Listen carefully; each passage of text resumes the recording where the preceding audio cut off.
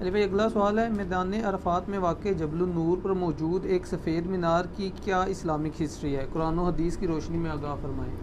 قرآن و حدیث میں اس کی کوئی اسلامک ہسٹری نہیں آئی ہے، لوگوں نے بنا لی ہے۔ بیسیکلی آپ کو پتا ہے کہ حج کا جو رکن اعظم ہے وہ وقوف عرفہ ہے، یعنی عرفات میں آپ نے پورا دن گزارنا ہوتا ہے 9 ذو الحجہ کو، اسے یوم عرفہ بھی کہتے ہیں،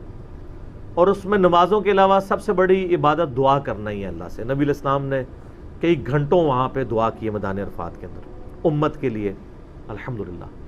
انہی دعاؤں کا حصہ میں نصیب ہو رہا ہے الحمدللہ۔ تو میدان عرفات میں آپ نے نمازوں کو جمع بھی کرنا ہوتا ہے، ظہر عصر کی نماز کو،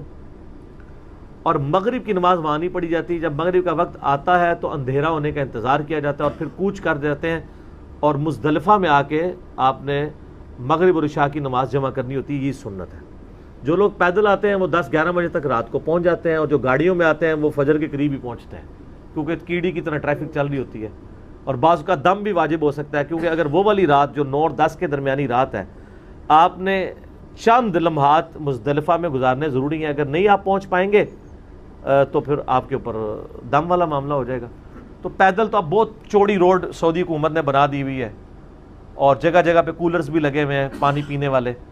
شام کے وقت تو ایشو نہیں ہوتا، لیکن لوگ جو ہے وہ منا سے پیدل عرفات بھی پیدل ہی جاتے ہیں۔ تو میدان عرفات میں ایک پہاڑی ہے جبل النور جسے کہا جاتا ہے، نور والی پہاڑی، اس کے بارے میں ایک ٹریڈیشن چل رہی ہے کہ جب اللہ تعالیٰ نے دنیا پہ اتارا تھا سیدہ حوا کو اور سیدنا آدم علیہ السلام کو، تو یہ الگ الگ اتارے گئے تھے، پھر یہ کئی سال تک روتے رہے، اللہ تعالیٰ نے بالآخر ان کا ملاپ کروایا تھا میدان عرفات میں اس پہاڑ کے اوپر جہاں پہ انہوں نے وائٹ کلر کا ایک ستون بنایا ہوا ہے۔ تو لیکن قرآن و حدیث میں اس کی کوئی ایسی ڈیٹیلز نہیں ملتی، ٹریڈیشنل میں بھی ہو سکتا ہے ایسا ہوا بھی ہو، لیکن اس سے زیادہ کچھ بھی نہیں۔ ہمیں اس کے بغیر ہی ہم اس کو دعا کی قبولیت کی جگہ سمجھتے ہیں، کیونکہ ہمارے نبی علیہ السلام نے میدان عرفات میں اس پہاڑ پہ کھڑے ہو کے امت کے لیے دعائیں کی ہیں۔ نبی علیہ السلام کی نسبت کی وجہ سے ہم شاعر اللہ میں سے سمجھتے ہیں اس کو، باقی وہ ستون کے ساتھ جو امت نے کیا ہے نا، پھر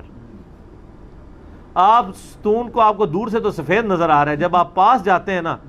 اس پہ آپ کو ہزاروں لوگوں کے نا مارکر اور بال پوائنٹ سے نام لکھے ہوئے نظر آئیں گے، کالا سیاہ ہوا ہے، اور لوگوں نے یہ عقیدہ بنا لیا کہ جس کا نام اس کے اوپر لکھا گیا نا وہ بخشا گیا۔ ہائے ہائے، یہ وہ امت ہے کہ جس کا پیغمبر وہ ہیں جنہوں نے بخاری اور مسلم میں جن کے بارے میں حدیث ہے کہ اے میری بیٹی فاطمہ، میرے مال سے جو کچھ لینا ہے مجھ سے لے لے، اگر اللہ نے تجھے پکڑ لیا تو تجھے اللہ سے چھڑوانے والا کوئی نہیں ہوگا۔ اور وہ بیٹی جس کے بارے میں بخاری مسلم میں آتا ہے کہ وہ جنتی عورتوں کی سردار ہے۔ آپ سنا ہمیں رہے تھے، لیکن امت نے یہ عقیدہ بنا لیا کہ جی وہ کچھ بھی ہے، اللہ تیرے محبوب کی امت سے، تو یہ عقیدہ لوگوں کو، لوگ وہاں لکھ رہے ہوتے ہیں نام۔ اب سعودی امت کتنی دفعہ یعنی وہاں پہ وہ پینٹ کروائے، وہ کروائیں گے، وہ پھر لکھ دیتے ہیں۔ عام دنوں میں بھی لوگ جب زیارتوں کے لیے جاتے ہیں، عام دنوں میں تو وہاں پہ رش ہی نہیں نہ ہوتا، تو جو لوگ عمرے کے لیے جاتے ہیں ادر دین حج کے دنوں کے، تو وہ ٹیکسی والے وہاں بھی ماشاءاللہ پاکستانی ہیں ٹیکسی والے، وہ ساری بدعت جو نسل در نسل انہوں نے سیکھی ہوئی ہے نا وہ آگے ٹرانسفر کرتے ہیں، پھر وہاں لے کے جاتے ہیں کہ جی اوتھے جا کے نام لکھ کے آؤ، لوگ بڑے خوش ہو کے نام لکھ کے آ جاتے ہیں۔ ان چیزوں سے کوئی فرق پڑتا ہے؟ اس کو آپ اس سے ہی سمجھ لیں۔ بخاری اور مسلم دونوں میں حدیث ہے، عبداللہ ابن ابی جو رئیس المنافقین، جس کے بارے میں قرآن میں نازل ہوا، جب نبی علیہ السلام نے اس کا جنازہ پڑھا لیا، اللہ تعالیٰ نے کہا کہ آندہ آپ نے نہ ان کی قبر پہ کھڑے ہونا ہے نہ کسی کی نماز جنازہ پڑھنی ہے۔ جب وہ خیر اس کی موت ہو گئی تو اس کا بیٹا صحیح العقیدہ صحابی تھا، اس کا نام بھی عبداللہ تھا، اس نے نبی علیہ السلام کو ریکویسٹ کی کہ یا رسول اللہ علیہ وسلم آپ اپنا کرتا دے دیں، تو نبی علیہ السلام نے کرتا اپنا مبارک دے دیا، اچھا جنازہ بھی پڑھا دیا۔ دنیا میں اس سے زیادہ کو خوش نصیب ہو سکتا ہے کہ جسے کفن حضور کی قمیض میں دیا جائے، جنازہ اس کا نبی علیہ السلام پڑھا رہے ہوں،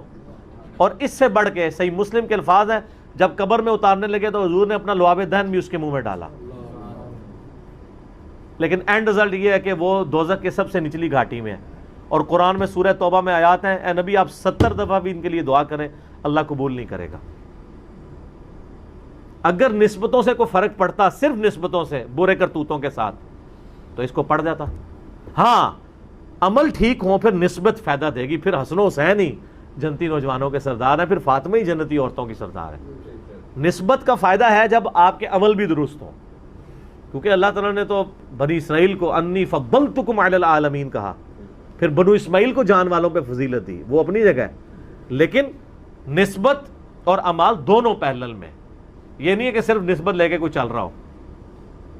جب تک اعمال نہیں ہوں گے تو ایکسیپٹیبلٹی نہیں ہوگی۔ تو یہ جبل النور کے بارے میں جو عقیدہ ہے یہ سب کا سب یعنی ایک قصے کہانیاں چل رہا ہے، کوئی سے فرق نہیں پڑتا۔ اگر یہ ہو بھی جاتا دین واٹ؟ جبل النور کا مقام خانہ کعبہ سے تو زیادہ نہیں ہے، اس کو اللہ نے کہا کہ ان اول بیت وضع للناس ببکۃ مبارکہ، پہلا گھر جو اللہ تعالیٰ نے مخصوص کیا تھا کہ وہاں پہ اللہ کی عبادت کی جائے وہ ہے جو بکہ، شہر مکہ کے اندر ہے، ہدی للناس ہے، وہ ہدی للعالمین ہے وہ، ٹھیک ہے جی۔ اس گھر کا حج مسلمانوں پہ فرض کیا گیا ہے، اس سے زیادہ، لیکن وہاں پہ بھی اگر کوئی کھڑا ہو جائے تو اپنے اعمال کے مطابق ہی اٹھایا جائے گا، جب تک اپنے اعمال صحیح نہیں کرے گا۔ تو یہ عقیدے اس طرح کے بنانا یہ جذباتی ڈاکٹرائن ہے، اس کا قطعاً کوئی اس سے تعلق نہیں ہے، جو لوگوں نے چیزیں یعنی جوڑ لی ہوئی ہیں۔ ٹھیک ہو گیا؟